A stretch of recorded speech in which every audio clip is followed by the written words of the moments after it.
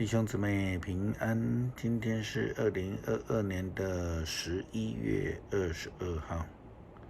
今天的经文是诗篇117篇，耶利米书第30章18到24节，启示录22章第8节到21节。今天要跟大家分享的主题是以爱建造。在婚姻辅导的过程当中，也在婚礼的勉励中，牧者时常会提醒新人，婚姻是建立在基督的爱的基础之上。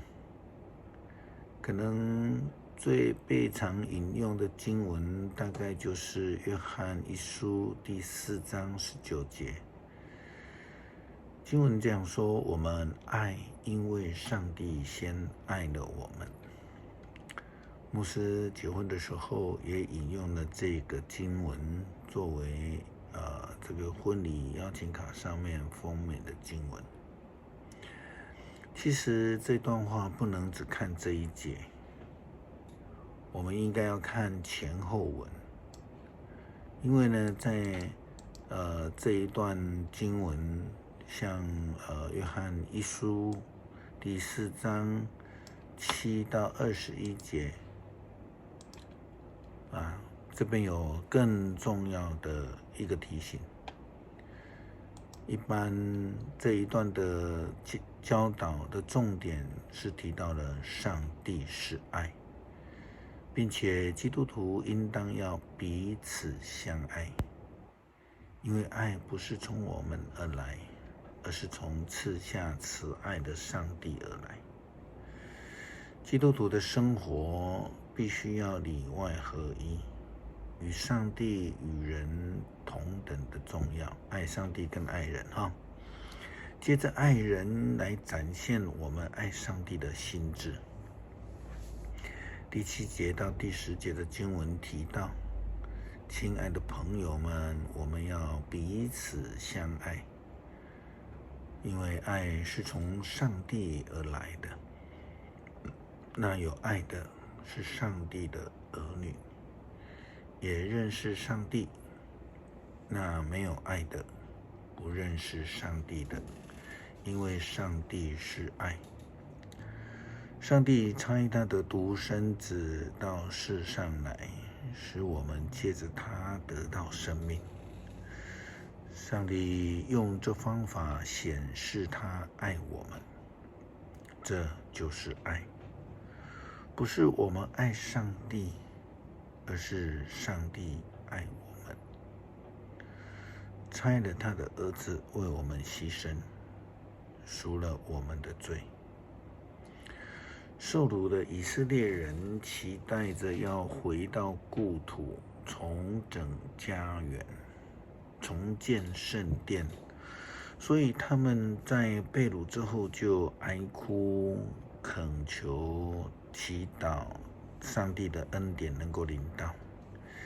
因此上帝透过先知耶利米告诉以色列人说，上主这样说，瞧吧，我要让我的子民回乡重整家园，我要用慈爱待雅各一家，我要让他们重建耶路撒冷，在原址重建修造宫殿，那里的居民要发出颂赞的声音，他们要欢呼歌唱，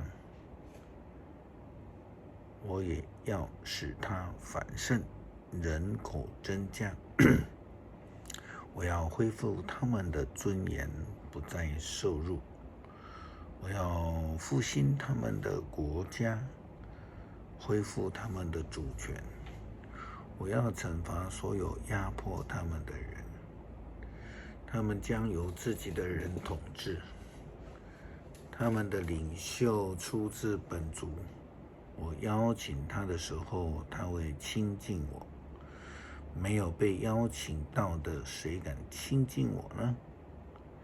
他们要做我的子民，我要做他们的上帝，我上主就这样宣布了。上帝回应以色列人的哀求，应许了他们即将可以回到家园来重整，并且能够重建敬拜上帝的耶路撒冷圣城。以色列人配得吗？值得我们静静的思考。因为上帝爱我们，那我们要想的是，为什么这样子的话，上帝要应许他们呢？其实就是因为上帝的爱，如同我们先前所提到的爱，上帝先爱了我们，所以他先回应了以色列人的哀求。在约翰福音第3章16节到17节这么说道：上帝那么爱世人，甚至将他的独生子赐给他们，要使所有的信他的人不至于灭亡，反得永恒的生命。因为上帝差遣他的儿子到世界上来，不是要定人的罪，而是要借着他来拯救世人。上帝那么的爱世人，因为这样他就赐下了耶稣基督的救恩，成为世人的拯救。耶稣基督就是被比喻为耶路撒冷，因为他曾经预言过，你们拆毁这个城，我3天内要重建起来。基督徒应当要重建我们的圣殿，因为这是我们与上帝重新建立和好关系的一个方式与地方。他先将爱赏赐给了我们。约翰在启示录中这样提到：我约翰听见并且看见了这一切。我倾听，我看见之后，俯伏在我指示我这些事的天使脚全要来拜他。但是他们说，千万不可这样子，我和你和同道们，就是那些先知和所有遵守这书上的话的，同样都是仆人。你们应当敬拜上帝，我们应当敬拜唯一的真神，爱我们的上帝。那一些受人欢迎、得到人喜爱的仆人们，他们不能够代表我们所有的敬拜的对象，因为只有上帝才知道我们敬拜。约翰有说，耶稣差遣了我的天使，在各教会向你们宣布这些事。我就是大卫家族的后裔，我就是明亮的晨星。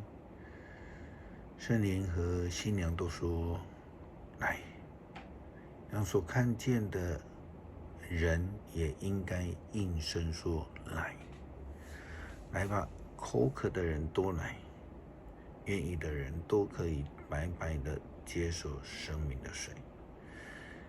这些都是因为上帝爱世人，让口渴的人都有活泉可以喝。这活泉是免费白白的赐给了愿意的人。诗篇117篇：列国啊，你们要颂赞上主；原民啊，你们要歌颂他。他对我们的慈爱多么的坚强，他的信实直到永远。要赞美上主，感谢上帝以爱来爱我们，让我们能够得到赦免的救赎，在主爱的基础上得以重建我们的生命与主结连。感谢主，祷告，奉主耶稣基督圣名求，阿门。